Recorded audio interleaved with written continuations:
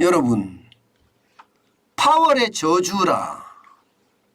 파월이라는 분이 미국의 연방준비제도, 그러니까 우리로 말하면 중앙은행이죠. 중앙은행의 총재입니다. 예. 그런데 이 제롬 파월이 잭슨홀 미팅에서 이야기한 것을 두고 말입니다. 파월의 저주라고 이야기합니다. 바로 이거 말입니다. 기업과 가계에 경기 위축이라는 고통을 안겨줄 거다, 이런 이야기했습니다.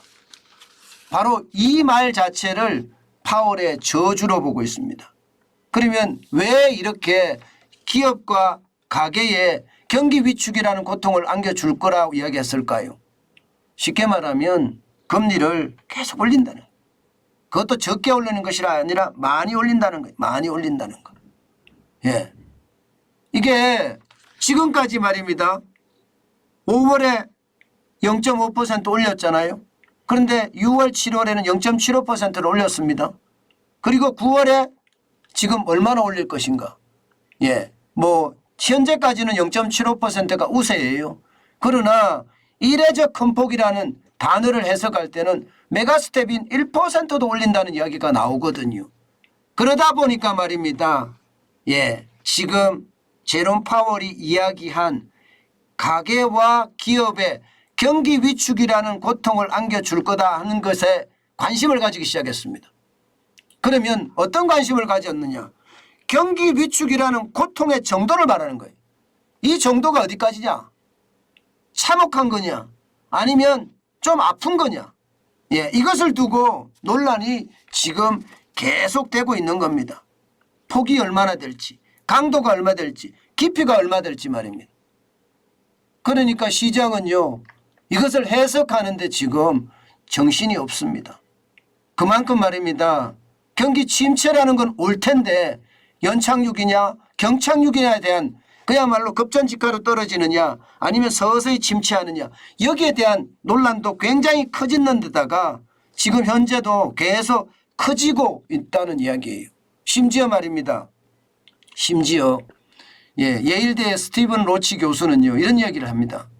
미국이 침체를 피하려고 하면 기적이 필요하다. 기적이 미라클, 기적이 필요하다고 이야기했습니다. 결국 말입니다.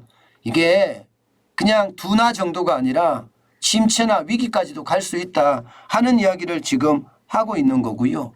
그만큼 불안의 요소가 굉장히 크다는 거예요. 그러면 여러분은 어떻게 생각하세요? 얼마 정도의 그 고통이 따를 것이라고 봅니까? 얼마 정도의? 아마 지금 많은 사람들이 이야기하는 것은요, 지금 침체의 어떤 깊이와 강도를 보고 있거든요. 그러면 여러분 이것은 어떨까요? 지금 현재 실업률로 가지고 경기 침체의 공포를 한번 해석을 해 본다면 말입니다. 여러분 1983년에 실업률이 10.8%까지 올라간 적이 있습니다. 그리고 2009년 4월 12일에 실업률이 10%까지 올라간 적이 있고요. 그리고 2020년 5월에 14.7%까지 실업률이 올라간 적이 있습니다. 그런데 지금 7월 현재는 여러분 보시는 것처럼 3.5%의 실업률입니다. 실업률이 완전 고용에 가깝습니다.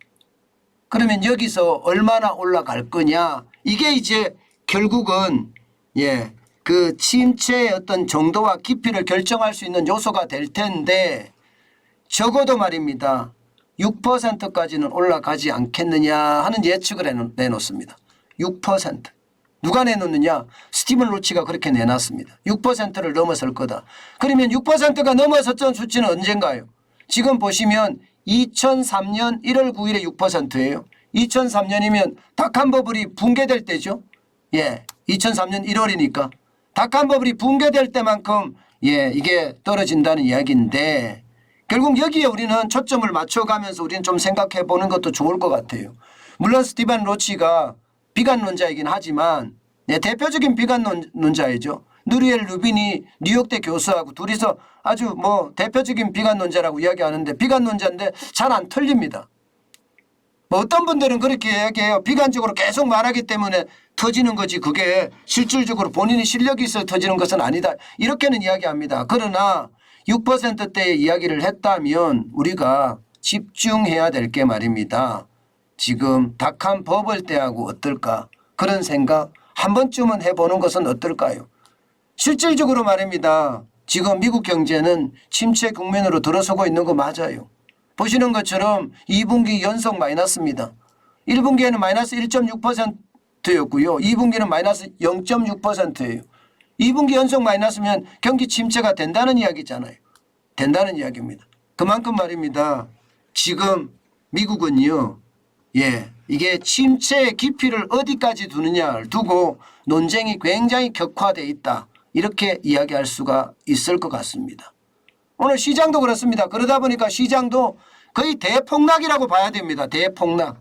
왜 대폭락이냐. S&P 500 지수가 이게 우량기업 지수거든요. 블루칩 지수라니까요. 그런데 4천이 무너졌어요. 3,986.16으로 마감했습니다. 1.1%가 떨어졌고요. 44.45가 빠졌습니다. 4천이 또 무너졌습니다. 4천이 또 무너졌어요. 그러니까 침체 공포가 온다는 이야기가 이게 4천이 무너지면 침체 공포가 온다는 이야기인데 4천이 또 무너졌다니까요. 어디 그뿐입니까? 나스닥은요 12,000이 무너졌습니다. 11,883.14로 마감했습니다. 1.12%가 떨어졌고요. 134.53이 내렸습니다. 다우산업도 마찬가지입니다. 다우산업도 32,000이 무너졌습니다. 31,790.87로 마감했습니다. 0.96%가 떨어졌고요. 308.12가 빠졌습니다. 결국 말입니다. 미국 시장에서는요. 또 한 번 침체의 어떤 바람이 불고 있다 이런 얘기예요. 침체의 바람이 불고 있다. 어떤 바람? 공포의 바람이. 그동안 지금 한 달 동안에 나스닥이건 아니면 다우산업이건 아니면 S&P건 계속 올랐잖아요. 이제 이 오른 것에 대한 조정 국면으로 들어가는 것은 아닌가. 뭐 그렇게 이야기할 정도로 3대 지수가 다 빠졌습니다. 3대 지수가 다 빠졌습니다. 그래서 앞으로 얼마나 더 빠질지는 더 봐야 되겠지만 분명한 것은 지금 침체의 어떤 그늘이 점점 드리워지고 있다. 이렇게 해석하는 게 옳을 것 같습니다. 네, 우리 보라트님 슈퍼챗 감사합니다. 감사합니다. 변함없는 은은한 방송 응원합니다. 아이고 저도 감사합니다. 이 새벽에 슈퍼챗 주기가 만만치 않은데 슈퍼챗을 주시니까 진짜 감사합니다.